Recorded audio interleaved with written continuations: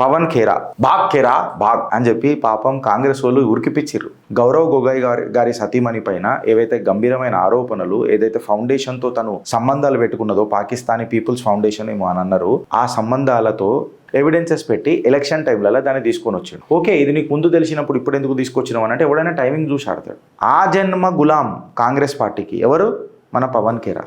రాసి పెట్టుకోండి, ఆ జన్మ గులాంగిరి చేసేటోడు. పిత్తుతో కూడా సువాసన అని అంటాడు, పీతి కూడా పంచామృతం అంటాడు. ఈ గిసుంటి క్యారెక్టర్ మనోడు పవన్ ఖేరా. తెలంగాణకు వచ్చుడు అన్నది మాత్రం నిజం కదా. ఎందుకు వచ్చిండు, ఏం చేద్దామని అనుకున్నాడు, ఈయనకేం ఆశ్వాసాలు ఇచ్చిండ్రు ఇక్కడున్న కాంగ్రెస్ నాయకులు? సుప్రీంకోర్టే మాట్లాడింది, వీఆర్ సర్ప్రైజ్డ్, ఇది జ్యుడిషియల్ ఓవర్ రీచ్ అని చెప్పి మాట్లాడింది. తెలంగాణ హైకోర్టు నిజంగా చెప్పాలంటే సమీక్ష చేసుకోవాలి ఇవ్వాలి. అస్సాం ఎఫ్ఐఆర్కి తెలంగాణ హైకోర్టు ఆర్ హైదరాబాద్కి ఏం లింక్ ఉన్నది అని చెప్పి చెప్పాలా. గ్రావిటీ ఆఫ్ ది అఫెన్సెస్ మీరు చూస్తే ఎఫ్ఐఆర్లా సీరియస్ అఫెన్సెస్ ఉన్నాయి పవన్ ఖేరా మీద. ఫోర్జరీ ఉంది, చీటింగ్ ఉంది. దీనికి స్ట్రిక్ట్ స్క్రూటినీ కావాలా నువ్వు బెయిల్ ప్రొటెక్షన్ ఇచ్చే కంటే ముందు. ఇప్పుడు ప్రియా ఇందోరియా టెస్ట్ ఏదైతే ఉంటుంది కదా, వీళ్ళు చూపుతున్నారు కదా ఫ్రెండ్స్, మీకు ఇంత డీటెయిల్గా నేను ఎందుకు చెప్తా తెలుసా? ఇట్లాంటిది రేపు మీ కుటుంబంలో కూడా జరగవచ్చు, మీ ఆస్తుల మీద కూడా జరగవచ్చు. చేసినోడు వేరే దగ్గర పోయి అక్కడి నుంచి కోర్టుల నుంచి తీసుకొని ఉంటాడొచ్చు. ఈ చట్టం తెలుసుకోవాలా. కోడింగ్ ఎంత ఇంపార్టెంటో, ఉద్యోగంలో పర్ఫార్మెన్స్ ఎంత ఇంపార్టెంటో, ఇన్సెంటివ్లు ఎంత ఇంపార్టెంటో, జీవితం కోసం జీతాలు ఎంత ఇంపార్టెంటో, బతకనీకే చట్టాలు కూడా అంతే ఇంపార్టెంట్. అందుకే ఇంత డీటెయిల్గా చెప్తా. Gautam Model School, Sun City branch, admissions are open for 2026. No admission fee, free school uniform and also bus transportation available for nursery to 10th class. Hurry up. Address, Sun City branch opposite Kasturba Trust. Limited seats. Contact us now 8121573123 and 8977113123. Pawan Khera బాగ్ అని చెప్పి పాపం కాంగ్రెస్ వాళ్ళు ఉరికిపిచ్చిర్రు. భగోడా పవన్ ఖేరా అని చెప్పి. అంటే భగోడా అంటే ఏందని అంటే జనరల్గా ఇది మహాభారతంలో కృష్ణుడికి యూజ్ చేస్తారు. రంచోడ్ అని చెప్పి చెప్తారు. యుద్ధాన్ని విడిచిపెట్టి జరాసంధుడు యుద్ధానికి పిలిచినప్పుడు అలా పారిపోయిండు అని చెప్పి చెప్తారు. రంచోడ్ అని చెప్పి చెప్తారు. అయితే శ్రీకృష్ణుడు ఎన్నోసార్లు ఎన్నో రకాలుగా మనకు సారాంశం ఆయన క్లియర్ కట్గా ఇచ్చిండు. దాన్ని నువ్వు కరెక్ట్గా డీకోడ్ చేసుకొని చూసినావు అని అంటే it is an effective of your life. ఎట్లా బతికేయాలని అనేది ఆరాంగా బతికేయచ్చు. ఏది పర్మనెంట్ ఉండదు. నీ కష్టాలు పర్మనెంట్ ఉండవు, నీ సుఖాలు కూడా పర్మనెంట్ ఉండవు. క్లారిటీ వచ్చేస్తుంది. అయితే ఇక్కడ రంచోడ్ అని ఎందుకు అన్నారు, భగోడా అని ఎందుకు అన్నారు పవన్ ఖేరా అని అంటే, మనోడు ఏం చేసిండంటే, ఇప్పుడు మన అస్సాం ముఖ్యమంత్రి ఎవరైతే ఉన్నారో కదా, హేమంత బిశ్వా శర్మ, గౌరవ్ గొగోయ్ గారి సతీమణి పైన ఏవైతే గంభీరమైన ఆరోపణలు, ఏదైతే ఫౌండేషన్తో తను సంబంధాలు పెట్టుకున్నదో, పాకిస్తానీ పీపుల్స్ ఫౌండేషన్ ఏమో అని అన్నారు, ఆ సంబంధాలతో ఎట్లా ఏమి కథ అని చెప్పి అంచెలంచెలకు ఒక క్రొనాలజికల్ ఆర్డర్లా ఎవిడెన్సెస్ పెట్టి ఎలక్షన్ టైంలలో దాన్ని తీసుకొని వచ్చాడు.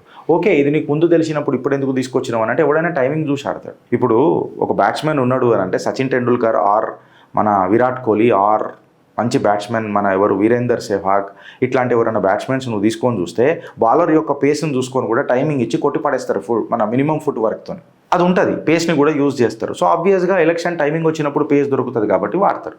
ఆయన ఆధారాలు పెట్టి మాట్లాడిండు. మళ్ళా అగర్ అస్సాం ముఖ్యమంత్రి హేమంత బిశ్వా శర్మ మాట్లాడింది తప్పైతే నువ్వు కోర్టుకు పోయి హేమంత బిశ్వాని లోపలేస్తే ఇవాళ ముఖ్యమంత్రి పదవి కూడా అర్హుడు కాదు కదా. మళ్ళీ ముఖ్యమంత్రి కేసు బుక్ అయ్యి లోపల పోయిండని అంటే అది చేయ చేత కాదు కాంగ్రెస్కి. వీళ్ళు ఏం చేసిండ్రు, అస్సాం ముఖ్యమంత్రి సతీమణి హేమంత బిశ్వా శర్మ గారి సతీమణి మీద ఆమె అసలు భారతీయ నారే కాదు ఎక్సెట్రా కాదు అని చెప్పి ఫేక్ పాస్పోర్ట్లు ఫేక్ ఎక్సెట్రా తీసుకొని వచ్చిండ్రు. తీసుకొని రాగానే ఈయన ఊరుకుంటాడా?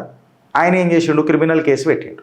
క్రిమినల్ కేసు పెట్టంగానే మనోడు సుఖమైనోడైతే పవన్ ఖేరా, ఆ జన్మ గులాం కాంగ్రెస్ పార్టీకి ఎవరు?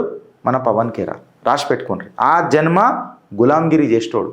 పిత్తుతో కూడా సువాసన అని అంటాడు, పీతి కూడా పంచామృతం అంటాడు. ఈ గిసుంటి క్యారెక్టర్ మనోడు పవన్ ఖేరా.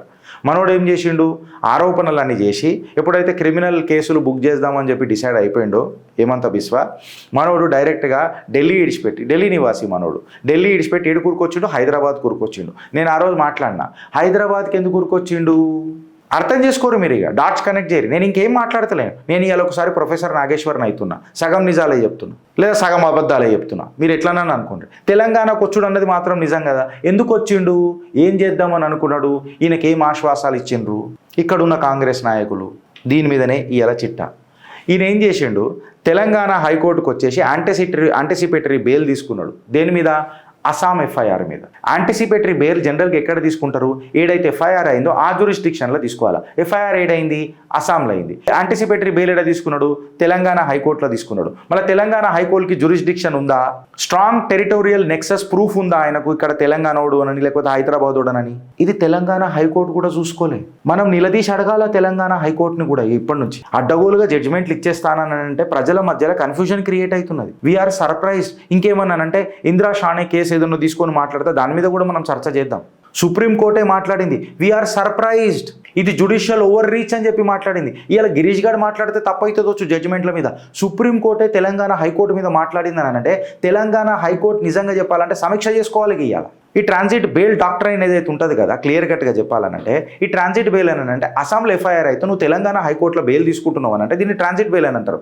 ఇది ఎక్సెప్షనల్, ఇది టెంపరీ, ఇది నెసెసిటీ బేస్డ్. ఏ రకం ఉంటుందో దీని మీద చర్చ చేద్దాం.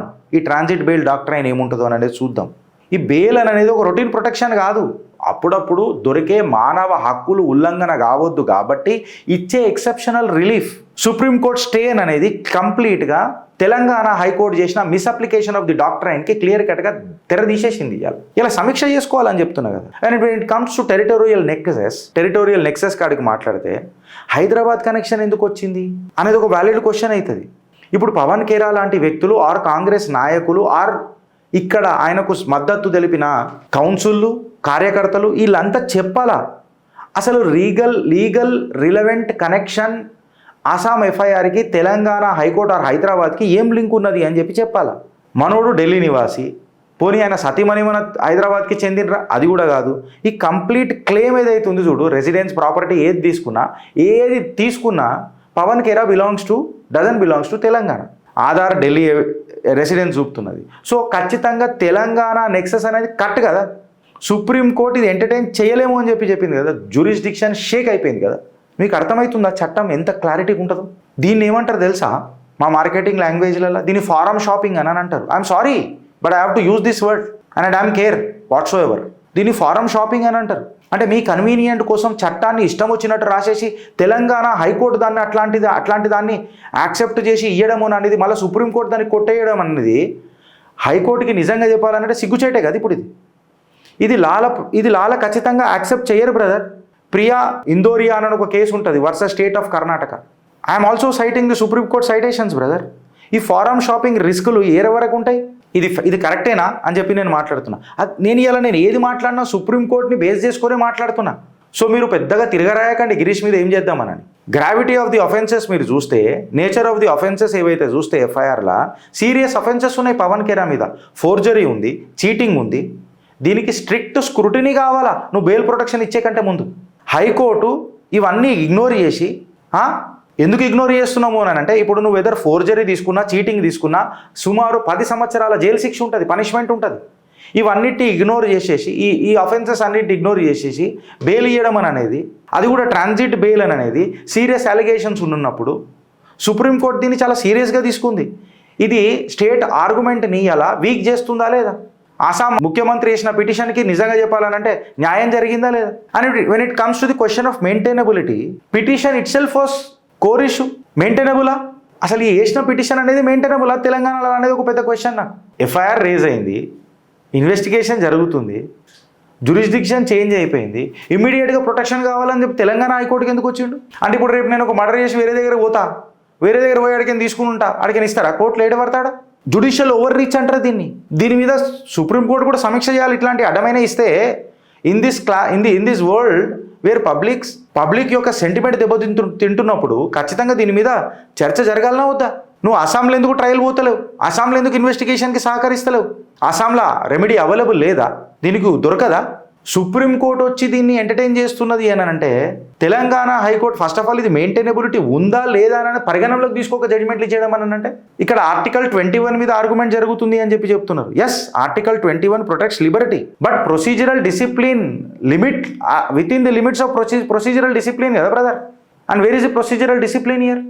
The FIR was raised in Assam and you are seeking relief in Telangana High Court, and Telangana High Court has submitted the relief and Supreme Court is surprised. నేను అందుకే ఆ రోజు మాట్లాడలే లెట్ సుప్రీంకోర్టు ఇయ్యని నేను ఆ రోజు మీకు గుర్తుందో లేదో పేపర్లలో వచ్చినప్పుడు పవన్ కేరాకు తెలంగాణ హైకోర్టు బెయిల్ ఇచ్చింది అని అంటే దీని మీద నేను తర్వాత చెప్తాను మీకు సుప్రీంకోర్టులో ఏమో నడుస్తుందని చెప్పిన గుర్తుందా? మీరు వెనక పోయి చూడరు.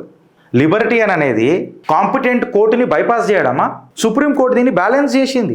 నిజంగా చెప్పాలంటే ప్రొసీజరల్ ఆర్డర్ని రీస్టోర్ చేసింది అలా సుప్రీంకోర్టు. ఇప్పుడు ఇమీడియట్ థ్రెట్ ఏముంటుంది గిరీష్ అని అంటే అరెస్ట్ థ్రెట్ అనేది ఎక్స్ట్రాడినరీ బై. నేను ఏమంటున్నా అది ఇమీడియట్, అన్అవాయిడబుల్, అరెస్టు ఇవన్నీ తర్వాత వస్తాయి. నీ దగ్గర స్ట్రిక్ట్ ఎవిడెన్షియల్ థ్రెషోల్డ్ ఉన్నది అని అంటే నువ్వు లోపల పోతావు ఖచ్చితంగా.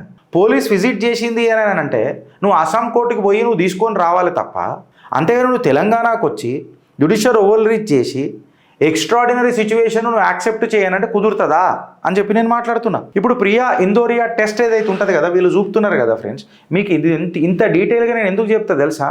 ఇట్లాంటిది రేపు మీ మీ మీ మీ కుటుంబంలో కూడా జరగవచ్చు, మీ ఆస్తుల మీద కూడా జరగవచ్చు. చేసినోడు వేరే దగ్గర పోయి అక్కడి నుంచి కోర్టుల నుంచి తీసుకొని ఉంటాడొచ్చు. ఈ చట్టం తెలుసుకోవాలా? కోడింగ్ ఎంత ఇంపార్టెంటో, ఉద్యోగంలో పర్ఫార్మెన్స్ ఎంత ఇంపార్టెంటో, ఇన్సెంటివ్లు ఎంత ఇంపార్టెంటో, జీవితం కోసం జీతాలు ఎంత ఇంపార్టెంటో, బతకనీకే చట్టాలు కూడా అంతే ఇంపార్టెంట్. అందుకే ఇంత డీటెయిల్గా చెప్తా. నేను షార్ట్లలో పెట్టి 60 సెకండ్స్లలో కూడా ఖతం చేయొచ్చు పవన్ కేరాకు బెయిల్ రిజెక్ట్ అయిందని. బట్ చట్టం తెలుసుకోవాలన్న తపన మీకు మసాలా కంటెంట్ కావాలనంటే చిత్రగుప్తుల అంత ఇయ్యలేం మేము మసాలా. ఇప్పుడు టెస్ట్ పారామీటర్ ఇందోరియా టెస్ట్ ఎందుకు ఫెయిల్ అవుతుంది అని చెప్పి మాట్లాడితే ఇది కేరాకు అప్లై అవుతుంది. ఎక్సెప్షనల్ సర్కమ్స్టాన్సెస్ ఏమైనా కనబడ్డాయా? కంపెలింగ్ అర్జెన్సీ ఏమైనా చూపెట్టగలిగిందా? టెరిటోరియల్ జస్టిఫికేషన్లా క్లియర్ లోకల్ కనెక్షన్ ఏమైనా చూపెట్టగలిగిందా? ఇది అబ్సల్యూట్లీ ఫారం షాపింగే కదా. కోర్టుని కన్వీనియన్స్కి చూస్ చేసుకోలేడు కదా. ప్రియా ఇందోరియా కేసులో ఇవన్నీ డిస్కషన్ అయితే టెంపరీ ప్రొటెక్షన్ ఓన్లీ అని అంటే కాంపిటెంట్ కోర్ట్ ఇస్తుంది అది ఏదైనా protection against anybody. Detailed pleadings test parameter you need to say that why you have approached Telangana for an Assam FIR court. అది మిస్ అయింది కదా. ప్రియా ఇందోరియా టెస్ట్ ఈ పారామీటర్లలో పడుతుంది. ఇది పరిస్థితి. అందుకే రంచోడ్ కాదు భగోడా భగోడా పవన్ కేరా జన్మాంతర గులాం మనోడు కాంగ్రెస్ పార్టీకి.